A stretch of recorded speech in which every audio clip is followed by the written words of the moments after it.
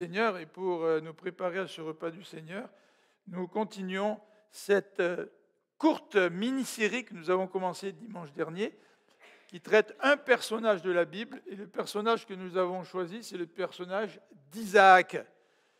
Et dimanche dernier, nous avons regardé la famille d'Isaac, et aujourd'hui, nous allons regarder, j'ai changé le titre pour aujourd'hui parce que quand j'ai préparé ma mini-série, je voulais savoir où est-ce que je m'en allais, donc j'ai donné des titres à chaque dimanche. Puis cette semaine, en regardant le texte d'aujourd'hui, j'ai changé mon titre. Donc c'est vrai qu'on va parler un petit peu des ressemblances avec Isaac et Abraham, mais le titre que j'ai choisi, c'est celui-ci, « L'Éternel est avec Isaac ». Et c'est celui qu'on a mis sur le bulletin. Vous savez, le verset sur le bulletin, vous avez les deux références au chapitre 26 à cette expression, l'Éternel est avec Isaac. Alors c'est ce que nous allons voir ce matin. Et dimanche prochain, nous regarderons qui est responsable. Quand quelque chose arrive, là, on se demande qui est responsable. C'est la ville qui est responsable pour les inondations, c'est des acts of God, c'est qui est responsable. On veut trouver le responsable. Alors on va savoir qui est responsable de ce qui s'est passé dans Genèse au chapitre 25, alors que Jacob a volé la bénédiction d'Isaac à son frère Ésaü. Donc, Genèse, chapitre 26. On va lire, au fur et à mesure qu'on avance dans la prédication, on va lire les textes bibliques. Comme ça, je ne lirai pas tout le chapitre d'un seul coup, n'est-ce pas?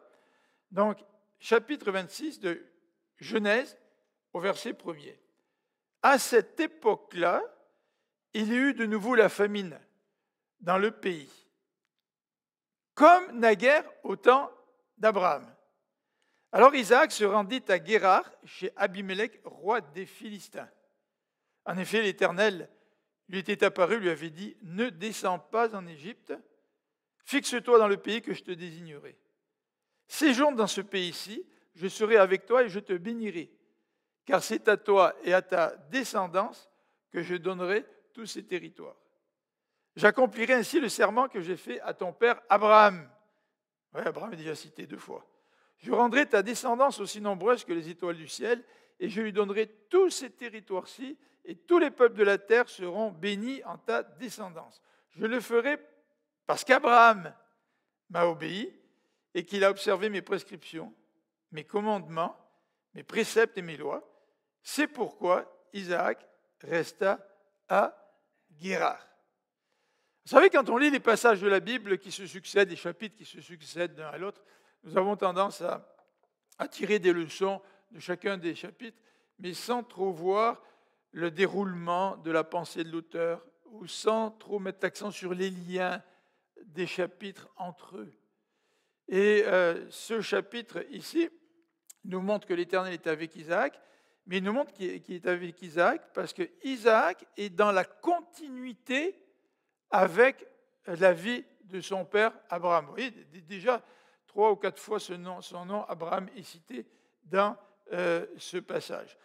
Mais Isaac va aussi vivre des expériences plus ou moins identiques avec celles qu'Abraham a vécues. Alors, l'auteur veut nous relater donc l'histoire de l'accomplissement, du développement du plan de Dieu qui commence avec Abraham, qui suit avec Isaac, qui va suivre avec Jacob, etc. Donc il y a un lien entre le chapitre 26 qui traite d'Isaac et aussi toute la vie qui nous est décrite dans les chapitres précédents, la vie d'Abraham. Ce que je voudrais regarder avec vous ce matin, c'est tout d'abord un exemple de foi. Isaac est un exemple de foi. Vous savez, c'est un patriarche très discret, qui est beaucoup plus introverti, moins marquant en tout cas qu'Abraham ou que Jacob. Jacob avait du caractère, il avait de la couleur, ce gars-là. Il n'était pas toujours très, très juste, il n'est pas toujours un modèle. Mais Isaac, c'est un petit peu le patriarche entre les deux, là, tu sais, dont on ne parle pas très souvent. Mais Isaac, c'est un exemple de foi, c'est ce que nous allons voir. Mais malgré son exemple, Isaac n'est pas parfait dans sa foi. Donc on va souligner un manque de foi dans la vie d'Isaac. Tout comme Abraham d'ailleurs. Abraham est le père, notre père dans la foi, mais Abraham, c'est aussi quelqu'un dont la foi était parfois vacillante Et si ce n'était pas de Dieu qui construit la foi de ses enfants, quelle serait-elle notre foi? Alors, c'est la même chose pour Abraham, c'est la même chose pour Isaac, c'est la même chose pour nous. Troisième élément, nous allons méditer un petit peu sur ce manque de foi d'Isaac en mettant l'accent sur son oubli de craindre l'Éternel. Parce que souvent, nous n'avons pas assez de foi parce que nous oublions de craindre l'Éternel. Nous allons essayer d'appliquer ça un peu plus dans notre contexte pour nous aujourd'hui. Ensuite, dans les versets 12 à 32, nous allons voir la grâce de Dieu. Malgré le fait que Isaac a failli, c'est un exemple de foi dans un domaine, dans un autre événement, il manque de foi, malgré cela, la grâce de Dieu intervient et Dieu bénit Isaac. Et Isaac est béni et Isaac a une attitude qui nous est décrite dans les versets 22 à 33, qui produit des fruits. On va voir un petit peu ça dans le contexte. Quels sont les fruits de la persévérance d'Isaac? Et pour terminer, nous tirerons quelques petites conclusions. Donc chaque section est un peu plus courte que d'habitude pour pouvoir passer à travers cela. Donc premier élément, Isaac, c'est un exemple de foi dans les versets 1 à 6 que nous venons de lire. Le texte débute en utilisant cette expression « à cette époque-là », comme naguère au temps d'Abraham. Alors, tout de suite, le texte fait un lien avec les chapitres précédents, notamment les récits qui nous décrivent la vie d'Abraham.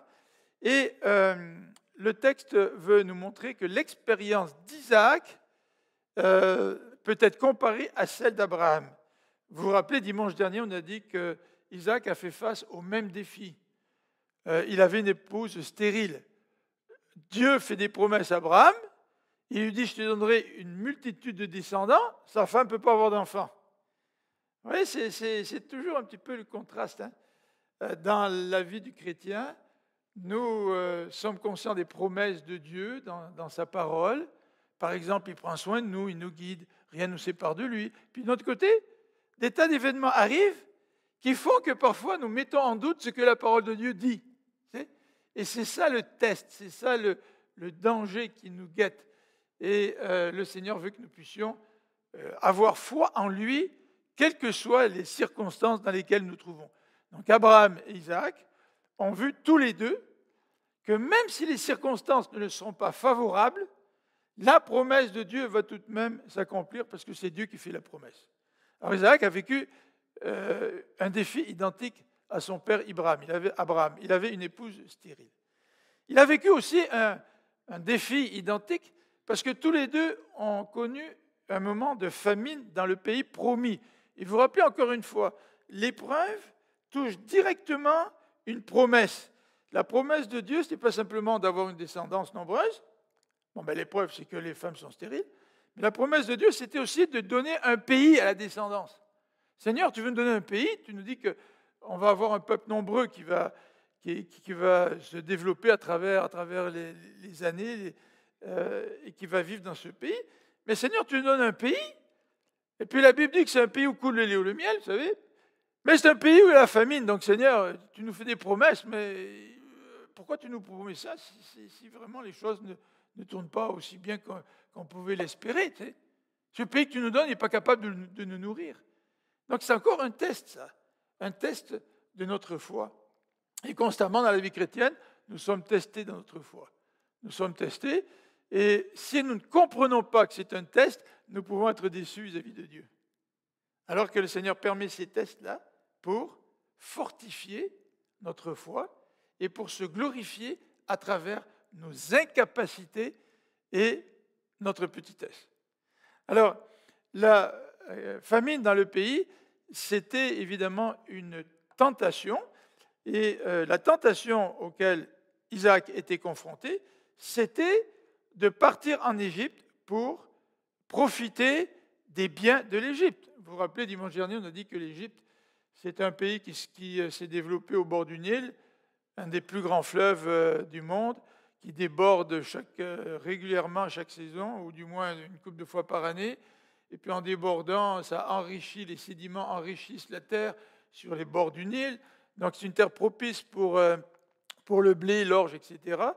Et Joseph, d'ailleurs, quand il était en Égypte, a profité de la richesse de l'Égypte pour constituer des provisions, des réserves, et pouvoir aider lors des famines, cette période de 7 ans qui allait suivre, la période de 7 ans de prospérité, donc 2 périodes, 7 ans de prospérité, puis 7 ans de famine. Vous vous rappelez au temps de Joseph. Et les pays des alentours venaient en Égypte pour acheter à manger dans des situations de famine. Alors, Isaac est un exemple de foi, parce que Dieu lui dit, ne va pas en Égypte, c'est la famine, ne va pas en Égypte, je vais prendre soin de toi. Regardez le verset 3. Séjourne dans ce pays et je serai avec toi et je te bénirai. C'est intéressant. Isaac, c'est un moment de famine. Je te demande de rester dans le pays promis, là où il y a la famine, et c'est moi qui vais prendre soin de toi. Donc, il faut de la foi pour réagir à cela. En fait, quand on continue à lire le chapitre, un petit peu plus loin, au verset 12, il nous est dit que Isaac fit des semailles dans le pays et récolta cette année-là le centuple de ce qu'il avait semé. C'est la famine. Dieu lui a dit, je te bénirai. Et pour solidifier la foi d'Isaac, Dieu répète la promesse qu'il a faite à Abraham pour qu'elle devienne aussi la promesse d'Isaac. Il faut que Isaac s'approprie la promesse de Dieu. Tu sais, de génération en génération, c'est comme ça. La foi se transmet d'une génération à l'autre parce que la deuxième génération s'approprie la foi des parents et la foi des parents devient leur propre foi. Si cette appropriation ne se fait pas, il n'y a pas de transmission de la foi.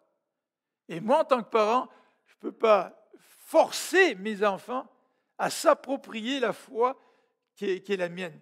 Tout comme mon père ne m'a pas forcé à m'approprier la foi qui était la sienne. Donc le Seigneur veut fortifier la foi d'Isaac en lui répétant la promesse, je te bénirai, au verset 3, à partir du verset 3, et il dit donc, je te donnerai un pays et je rendrai ta postérité aussi nombreuse que les étoiles du ciel. C'est gros, hein? C'est gros. Pour l'instant, il n'y a rien comme postérité, finalement. Tu sais. Abraham a eu un fils. Puis lui, Isaac, il va avoir 2 fils. Tu sais. On est loin de l'accomplissement de la promesse. Mais ce qui est intéressant, c'est que par la foi, ils ont cru à cette promesse, même s'ils ne l'ont pas vécue. Abraham et Isaac n'ont pas vécu le développement des 12 tribus, comme Jacob lui a pu le vivre. Tu sais. Mais par la foi, ces hommes-là ont cru au Seigneur. Alors voilà, Isaac est un exemple de foi, parce qu'au lieu de partir en Égypte, au lieu de choisir un raccourci, au lieu de choisir ce qui, d'un point de vue humain, lui semblait logique, il obéit à Dieu, il reste dans le pays promis. Et ça, c'est une foi agissante. Parce qu'il croit à la promesse de Dieu, il croit que Dieu bénit malgré les circonstances, et il le montre en restant dans le pays où sévissait la famine. Mais Isaac, tout de suite après, fait preuve d'un manque de foi dans les versets 7 à 11. Nous allons regarder ce texte maintenant. Lorsque les hommes de l'endroit, verset 7, s'enquéraient au sujet de sa femme, il répondait, c'est ma sœur. Alors là, il reste à Guérar, hein, il reste chez les Philistins, là, notre ami Isaac. Mais les hommes de l'endroit s'enquéraient au sujet de sa femme, puis lui, il avait peur, il a dit, c'est ma sœur. Il ne disait pas qu'elle était sa femme, il avait peur que les gens de l'endroit le tuent à cause d'elle, car elle était belle. Comme il était déjà depuis assez longtemps dans le pays, Abimélec, le roi des Philistins, regardant par la fenêtre, surprit Isaac en train de s'amuser avec Rebecca, sa femme. Alors il le fit appeler et lui dit, c'est sûrement ta femme. Tu ne parlerais pas comme ça à une autre femme qui ne serait pas ta femme. Tu sais. C'est ta femme. Pourquoi as-tu dit, c'est ma sœur? Isaac lui répondit, je me disais que je risquais de mourir à cause d'elle. Abimélec rétorqua, te rends-tu compte de ce que tu nous as fait là? Il s'en est fallu de peu qu'un homme de ce peuple couche avec ta femme, et dans ce cas, tu nous aurais chargé d'une lourde culpabilité. Alors Abimélec fit publier ce décret à tout le peuple. Quiconque fera du mal à cet homme ou à sa femme sera puni de mort. Alors vous voyez, là, Isaac se trouve dans une situation qu'il considère comme dangereuse pour lui. Il a peur, dans un pays étranger, que quelqu'un le tue pour lui voler sa femme. Donc Isaac se dit, eh ben, je vais dire à tout le monde que c'est ma sœur. C'est très intéressant quand on ment comme peut-être ingénieux. Abraham, lui, il avait dit que c'était sa sœur. C'était vrai jusqu'à un certain point. C'est un demi-mensonge. Là, il est en train de mentir.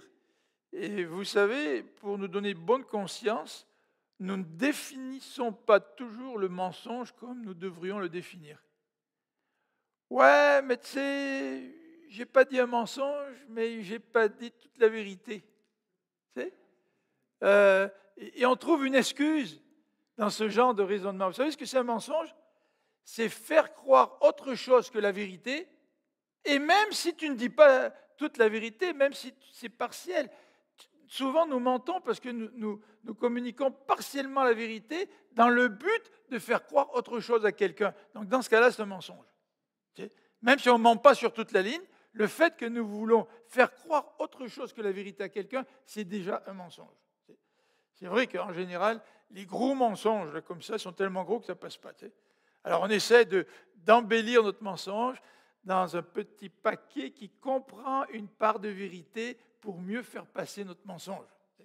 En tout cas, Isaac a menti. Isaac a menti pour protéger sa vie. Et quand on connaît l'histoire d'Isaac, on pourrait se dire, mais qu'est-ce que Isaac a appris de son expérience sur le mont Morija? Vous vous rappelez au chapitre 22 de la Genèse, alors que Abraham dit à son fils, viens, on va offrir un sacrifice. Isaac il dit, ouais, il est où le sacrifice? Abraham lui dit, bah, Dieu va pourvoir. Et puis Abraham prend son fils, il le couche sur l'autel, parce que Dieu lui avait dit, offre-moi ton fils. Puis Abraham était prêt à tuer son fils. Donc il a montré à Dieu qu'il avait totalement confiance en lui, même si Isaac était le fils par lequel devait passer l'accomplissement des promesses. Dieu demande à Abraham d'offrir son fils au sacrifice, alors qu'il lui a dit, je vais te procurer une descendance extrêmement nombreuse. Abraham aurait pu dire, écoute Seigneur, là, il y a quelque chose qui ne va pas, là. Dans tes plans, là, ça doit achoper en quelque part. Non, je n'offrirai pas mon fils en sacrifice. Tu m'as fait des promesses. Tu sais. Mais non, il n'a pas hésité à offrir son fils, mais Dieu l'a arrêté et a fourni un animal pour le sacrifice, au lieu que ce soit Isaac. C'était une question de vie et de mort, là. Hein. Qu'est-ce qu'il a appris, Isaac, de la situation? Et peut-être que nous pourrions lui lancer facilement la pierre. Peut-être que nous on ne se serait pas comporté comme lui, en ayant eu l'expérience du mont Morija. Tu sais, on aurait compris. Mais non, Isaac a voulu prendre le contrôle. Et bien souvent dans notre vie, lorsque nous voulons prendre le contrôle, c'est là où nous mentons. Nous ne voulons pas que les autres nous contrôlent, alors nous mentons pour pouvoir être en possession de la situation, de nos capacités, et pour pouvoir diriger notre vie comme bon nous semble. Nous mentons. Est-ce que ça vous est arrivé de mentir? Vous savez, à quelqu'un qui veut, je ne sais pas, qui s'attend de vous d'un certain comportement, vous n'êtes pas d'accord, vous lancez un petit mensonge, tu sais, ou vous savez que vous êtes répréhensible sur certains points de vue, puis vous ne voulez pas que la vérité sorte, vous lancez un petit mensonge pour écarter tout ça, vous voulez un contrôle de votre vie, vous ne voulez pas faire face aux conséquences de vos actions, donc vous mentez. Et en oubliant que le mensonge engendre des torts. Dans les versets 7 à 11, nous voyons à un moment donné que Abimelech lui pose la question, « Te rends-tu compte de ce que tu nous as fait ?» Alors en fait, j'aurais pu mettre ça en petit titre, là. « Te rends-tu compte de ce que tu as fait ?» Au lieu de mettre le mensonge engendre des torts. Parce que le mensonge engendre des torts envers l'Éternel et ses promesses. Si quelqu'un trouve Rebecca belle et la prend pour femme, qu'arrivera-t-il des promesses de Dieu? Parce que dans ses promesses, Dieu veut se constituer un peuple à part. Dans ses promesses, Dieu ne veut pas que Rebecca devienne la femme d'un individu qui habite dans cette région-là, d'un Philistin quelconque. Ça ne fait pas partie du plan de Dieu, ça. ton mensonge, ça entraîne des torts que tu commets envers Dieu lui-même, mais ça entraîne des torts aussi envers ta propre femme. C'est qu'est-ce qui est important? Tu as peur pour ta vie, mais tu n'as pas peur pour le bien de ta femme. Tu n'es pas prêt à tout faire pour éviter des situations difficiles pour ta femme. Tu préfères que ta femme soit ta sécurité, c'est elle qui va payer les pots cassés, mais toi au moins tu auras la vie sauve. Tu sais. C'est un peu surprenant, l'attitude d'Isaac. Et pourtant, au début du chapitre, il nous est dit que l'Éternel était avec lui. Mais si l'Éternel est avec lui, est-ce qu'il peut le protéger? Même s'il y a des gens qui trouvent que sa femme est belle, est-ce que l'Éternel peut le protéger? Il peut protéger sa vie, il peut protéger la vie de sa femme. En tous les cas, ce n'était pas tout à fait ce qu'Isaac pensait à ce moment-là. Et le mensonge, ça engendre des torts aussi envers Abimélec et son peuple. C'est certain qu'Abimélec lui considère la situation de son point de vue. Te rends-tu compte, verset 10, de ce que tu nous as fait là? Il s'en est fallu de peu qu'un homme de ce peuple couche avec ta femme. Et Abimélec, il se dit, il a au moins une certaine morale, tu sais. Il dit non, si quelqu'un de mon peuple couche avec la femme d'Isaac, elle est mariée, cette femme-là, eh bien, mon peuple va se charger d'une faute. Mon peuple va être coupable. Isaac, tu agis de telle sorte que cela va peut-être aboutir, ou ça aurait pu aboutir à la culpabilité de quelqu'un au sein de mon peuple, et par extension de tout mon peuple dans son ensemble. Intéressant, hein, la réaction d'Abimelech. Donc, Isaac a fait preuve de manque de foi, et réfléchissez un petit peu à cet oubli de la crainte de l'Éternel, parce qu'en fait, la racine de son problème, c'est qu'il craignait les hommes beaucoup plus que l'Éternel. Quelles étaient ses motivations à Isaac quand il s'est comporté de cette façon-là? Sa motivation, c'est ce que Isaac a fait passer en premier, et c'est ce que nous faisons à chaque fois que nous manquons de foi, c'est que nous faisons passer notre volonté en premier. C'est moi, je veux que telle situation arrive, et si ça n'arrive pas, je vais prendre les choses en main au lieu de faire confiance au Seigneur. Ou si le Seigneur tarde dans l'accomplissement de ses promesses, je vais décider de prendre les choses en main parce que je veux obtenir ce que je veux, je désire.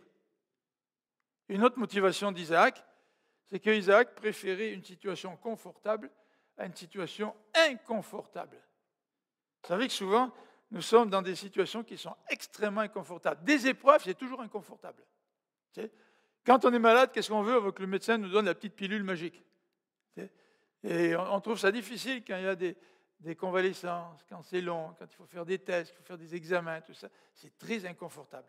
Et si on avait le pouvoir de choisir une voie différente pour que nous soyons tout de suite confortables, qu'est-ce que nous ferions? Nous la choisirions. Et n'est-ce pas ce qui arrive souvent dans notre vie chrétienne, dans notre rapport avec Dieu? Nous n'aimons pas l'inconfort. Mais heureusement que Jésus-Christ, lui, ne s'est pas comporté comme cela.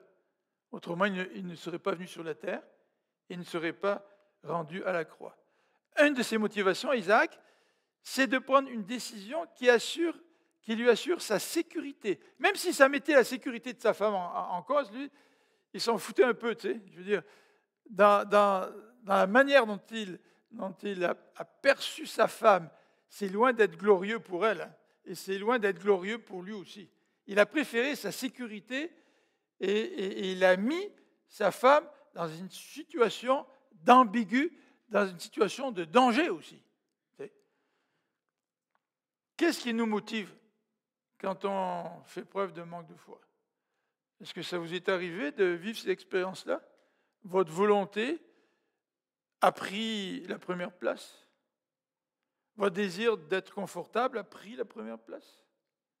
Est-ce que ce qui vous procure la sécurité a pris la première place? Ça ne veut pas dire par là que, en tant que chrétien, je vais m'exposer à tous les dangers qui existent dans ce bas monde. C'est pas ça, là. Mais à des situations dans lesquelles nous nous trouvons sont des tests de foi. Seigneur, c'est toi qui es au contrôle, c'est toi ma sécurité, c'est toi mon réconfort, ma volonté, c'est de faire ta volonté. Donc, Seigneur, par la foi, je veux te suivre, quelles que soient les circonstances. Les conséquences, lorsque nous oublions de craindre l'Éternel, sont les suivantes. Soit nous craignons l'Éternel, ou soit nous craignons les hommes. Isaac, il craignait les hommes. Est-ce que Jésus-Christ aurait pu craindre les hommes? Il aurait pu. Je veux dire, le peuple était contre lui, le peuple l'a crucifié, les autorités religieuses l'ont crucifié. À un moment donné, il était recherché pour être arrêté. Jésus n'a pas craint les hommes. Jésus a dit, ma nourriture, c'est de faire ta volonté. Et vous savez, lorsque nous craignons Dieu plus que les hommes, nous savons que les hommes sont entre les mains de Dieu et que rien qui nous arrive ne viendra en dehors de la volonté de Dieu. Il nous tient dans sa main, le Seigneur. Et Jésus-Christ avait totalement confiance en son Père. Vous savez que si nous craignons les hommes, si nous oublions de craindre l'Éternel, il nous deviendra impossible de servir les autres. Impossible. Jésus-Christ n'aurait pas pu servir les hommes s'il les avait craints. Jésus a dit, moi je donne ma vie et je la reprends quand je veux. J'ai aucune crainte de ceux qui veulent m'arrêter. J'ai aucune crainte de ceux qui veulent me mettre à mort. Au contraire, le Seigneur, il avait toutes ses capacités pour pouvoir servir les autres parce qu'il ne les craignait pas. C'est très difficile de servir quelqu'un quand tu crains la personne, quand tu as peur des gens. Tu as toujours peur de ne pas les satisfaire, tu as toujours peur de leurs critiques, tu as toujours peur de leur réaction, et finalement, la peur nous paralyse. Troisième conséquence, c'est que lorsque nous oublions de craindre l'Éternel, nous mettons l'accent sur notre propre protection. Est-ce que vous êtes trouvé dans des situations où vous avez fait passer votre protection, vos intérêts, avant l'œuvre du Seigneur, avant ce qu'il vous demandait de faire? Est-ce que vous avez dit à un moment donné, Seigneur, ok, je pense que tu me demandes de faire ça, je suis prêt à le faire, je sais qu'il y aura peut-être des conséquences dans ma vie, mais je te remets toutes les conséquences entre tes mains. C'est toi qui t'en occupes. Je n'ai pas besoin de me protéger moi-même. Vous comprenez ce que je veux dire, hein? Je veux dire, ça ne veut pas dire qu'il faut être insouciant puis se mettre dans des situations impossibles, mais quand c'est Dieu qui te le demande là, quand Dieu te demande de le servir, mais que toi tu préfères ta propre volonté, ton propre confort, ta propre sécurité, tu préfères te protéger toi-même, mais qu'est-ce que tu fais? Eh bien, tu ne peux plus servir le Seigneur. En tous les cas, dans cette situation, Isaac voulait se protéger, et en se protégeant, il a été un mauvais témoignage. Versets 12 à 32. 12 à 32. Le texte nous dit, je vais vous le résumer, que Isaac a planté, il a récolté cette année le centuple, et l'Éternel le bénissait, dans un contexte de famine. Et le verset 13 nous dit que Isaac devint un personnage important, son importance s'accrut encore, il devint même un homme très puissant. Et vous avez la description de tout ce qu'il possédait, des troupeaux de moutons, de chèvres, des bovins, beaucoup de serviteurs, de sorte que les Philistins devinrent jaloux de lui. Alors l'Éternel, il bénit Isaac. Il le bénit, comme je viens de le dire, pendant la famine. C'est dans l'épreuve que Dieu nous bénit. C'est ça qui est extraordinaire. Et l'obéissance dans l'épreuve amène la bénédiction. Et si dans l'épreuve nous détournons de Dieu, nous allons nous priver de la bénédiction. Et Isaac devient donc très puissant et il devient très riche. Alors, quand le Seigneur nous bénit et que nous devenons riches, eh bien, les problèmes viennent avec. Et souvent, avec la bénédiction, vient des tests. Vous vous rappelez lorsque Salomon a dit au Seigneur, je ne te prie pas pour la richesse, mais je te prie pour que tu me donnes la sagesse. Par la suite, qu'est-ce qu'il a fait, Dieu? Il lui a dit, parce que tu ne m'as pas demandé le pouvoir, la richesse, etc., je vais tout te donner. Mais ça a été un test pour Salomon, un test qu'il a échoué. Et les bénédictions peuvent refléter dans notre vie des faiblesses que nous n'aurions peut-être pas connues si Dieu ne nous avait pas bénis autant qu'il nous bénit. Et c'est le cas ici. Vous vous rappelez, avec Abraham et Lot, les deux, à un moment donné, se sont chicanés, leurs bergers se sont chicanés, ils avaient trop de biens les deux, donc ils se sont séparés, puis Lot est allé vers Sodome et Gomorrhe. Vous vous rappelez? Donc Dieu les avait bénis tous les deux, mais la bénédiction peut engendrer des problèmes. Et ici, la bénédiction engendre la jalousie des Philistins, et même dans les versets 17 à suivant, Isaac partit, parce que Abimelech dit à Isaac, écoute, il faut que tu t'en ailles là. Tu sais, ils étaient tellement jaloux, les Philistins, qu'ils commençaient à boucher les puits qu'Isaac avait, tu sais, pour pas qu'ils puissent faire boire ses troupeaux. Tu sais, ils étaient jaloux. Puis, comme ça ne suffisait pas, Abimelech a dit à Isaac, va-t'en, tu es devenu plus puissant que nous, on te craint maintenant, va-t'en.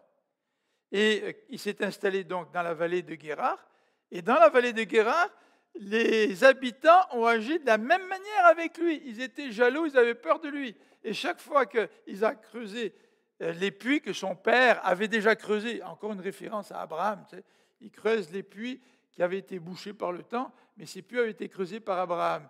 Il les creuse, les autres arrivent, il les rebouche. Il les creuse, il en creuse un nouveau, les autres arrivent, il les rebouche. Tu sais. Donc, la jalousie des habitants de Guérar était une réalité. Le texte va nous décrire l'attitude d'Isaac dans les versets 22 à 33. Dans les versets 22 à 33, il nous est dit que Isaac part de là et creuse un autre puits pour lequel on ne lui chercha pas querelle. Ça, c'est intéressant. Plus de querelle. Ça, c'est le fruit de la persévérance. Tu creuses un puits, on te le bouche. Tu creuses un autre puits, on te le bouche. Tu creuses un autre puits, on te le bouche. Bon, ben là, on va rassembler les serviteurs, puis on va faire une razzia dans le village, et puis on va leur faire payer leur comportement, tu sais. Mais non, qu'est-ce qu'a fait Isaac? Isaac a été un homme pacifique, un homme qui a persévéré, et finalement, il a creusé un puits pour lequel il n'y a eu aucune querelle. Et juste après avoir construit ce puits, ou creusé ce puits pour lequel il n'y a eu aucune querelle, Isaac appelle ce puits « L'Éternel nous a mis au large ». C'est le nom qu'il donne au puits, Rehoboth. Et tout de suite après, l'Éternel lui apparut. C'est intéressant, hein? L'Éternel apparaît comme pour sanctionner la patience d'Isaac. Alors qu'Isaac faisait face à toutes ces tribulations. Et ensuite, dans les versets 25 et suivants, on nous a dit qu'Abraham creuse aussi un autre puits, un deuxième puits. Donc il semble que vraiment le Seigneur lui ait ouvert, lui donnait l'espace nécessaire au sein de toutes ces tribulations. Alors non seulement les fruits de la persévérance, c'est que finalement il peut construire des puits et s'en servir, mais il y a un deuxième élément, c'est que Abimelech est venu voir Abraham pour faire une alliance avec lui. Vous vous rappelez cet Abimelech qui a dit à Isaac, « Qu'as-tu fait en nous disant que Rebecca était ta sœur ?» C'est le même Abimelech là. C'est ce même Abimelech qui lui dit, « Écoute, Isaac, il faudrait que tu t'en ailles, là tu deviens trop puissant. » Cet Abimelech décide de venir faire alliance avec Isaac dans les versets 26 à 27. Regardez ce qu'il lui dit au verset 28. Parce que Isaac lui demande, écoute, pourquoi tu es venu me trouver là? Puis vous me détestez, tu m'as renvoyé de chez toi, pourquoi tu es venu me voir là? Et Abimelech et son chef d'armée lui disent, nous avons bien vu que l'Éternel est avec toi. Et nous nous sommes dit, nous devrions nous engager, nous et toi, par serment. Un gars qui habite le pays de Canaan, qui ne fait pas partie du clan d'Isaac, qui n'adore pas nécessairement Dieu, il voit la présence de Dieu dans la vie d'Isaac. Et il désire faire une alliance avec Isaac. C'est quand même assez extraordinaire. Et il a désiré cette alliance parce qu'il a vu Dieu dans la vie d'Isaac. Emmanuel, Dieu avec nous. C'est ça, hein, le monde Emmanuel. Il a vu Dieu avec Isaac. N'est-ce pas là non plus notre mission que les gens qui vivent autour de nous voient Dieu en nous? Vous savez, on dit à Noël, c'est Emmanuel, Dieu avec nous, Dieu qui est venu du ciel et qui vient sur la terre. Mais est-ce qu'on oublie que le Dieu qui vient du ciel pour vivre sur la terre, en la personne de Jésus, il vient aussi vivre en nous. Et que cet Emmanuel, il n'est pas venu seulement il y a 2000 ans, mais cet Emmanuel, il est venu maintenant et il est maintenant dans notre vie. C'est lui qui vit en nous. Est-ce que les gens autour de nous, ils voient Emmanuel? Est-ce qu'ils voient que Dieu est avec toi? Et est-ce qu'ils ont le désir de se rapprocher de toi parce qu'ils voient Dieu en toi? Ils ne vont peut-être pas faire une alliance avec toi, mais ils vont peut-être se rapprocher de toi parce qu'ils voient la présence de Dieu dans ta vie. Et c'est là que une alliance est conclue dans les versets 30 à 33. Pour terminer, j'aimerais simplement mettre l'accent sur quelques petits éléments. Comme on l'a dit au début, Isaac est le véritable successeur d'Abraham. Dieu est avec Isaac comme Dieu était avec Abraham. Ils ont eu tous les deux les mêmes promesses. Tous les deux ont eu des apparitions de l'Éternel. Il agit comme Abraham, Isaac. Même dans les échecs, il agit comme Abraham. Abraham aussi avait fait alliance avec probablement le père d'Abimélec. Il est question d'un Abimélec avec Abraham, mais Abimélec, c'est un titre. Abimélec, ça se traduit père de roi. Donc quand on dit père de roi, ça veut dire qu'on fait partie d'une dynastie. Donc le Abimélec que connaissait Abraham, c'était probablement le père ou le grand-père de l'Abimélec avec qui Isaac a fait une alliance. Et puis Abraham a construit des puits, et Isaac va réutiliser les mêmes puits qu'Abraham a construits, puis il garde les mêmes noms qu'Abraham lui avait donnés. Donc l'auteur, comme je l'ai dit au tout début de l'enseignement, l'auteur veut insister sur une continuité entre Abraham et Isaac. Abraham, c'est l'objet de la promesse de Dieu, cette même promesse continue. Ce même plan de Dieu continue maintenant avec Isaac. Le chapitre termine par deux versets qui présentent un contraste, aux versets 34 et 35. Regardez verset 34. À l'âge de 40 ans, Ésaü épousa Judith, fille de Béri, le Hittite, et Bashmat, fille d'Élon, le Hittite. Elles rendirent toutes deux la vie amère à Isaac et à Rebecca. Une note négative qui termine ce chapitre. Et j'aimerais nous laisser avec ce contraste. Ésaü, il a méprisé le droit d'aînesse. Ésaü va prendre un tout autre chemin qu'Isaac, son père. Il ne va pas s'enligner dans le modèle de vie d'Abraham, mais au contraire, il va prendre un tout autre chemin. Et la question que le texte nous laisse avec ces deux versets-là, c'est quelle voie choisir? La voie d'Isaac ou la voie d'Ésaü? Ésaü a préféré choisir la voie du monde. Il a épousé des filles qui habitaient le pays de Canaan. Et regardez la petite remarque de l'auteur. Elles rendirent toutes deux la vie amère à Isaac et à Rebecca. On va prier ensemble. Quelle voie choisir, Seigneur? Le chemin de la foi ou le chemin de l'incrédulité? Et Seigneur, parfois tu permets que nous vivions des situations extrêmement difficiles, qui sont des défis parfois insurmontables à nos yeux. Mais tu nous places devant le même choix. Quelle voie choisir? Celle de la foi ou celle de l'incrédulité? Celle de l'autonomie face à toi? Seigneur, durant ce moment où nous prenons ce repas, que nous puissions réfléchir à cela. Le Christ est venu pour mourir pour nous. Il est venu pour donner sa vie en empruntant la voie de la foi. Le Christ avait la foi que toi, son Père, tu allais le ressusciter des morts.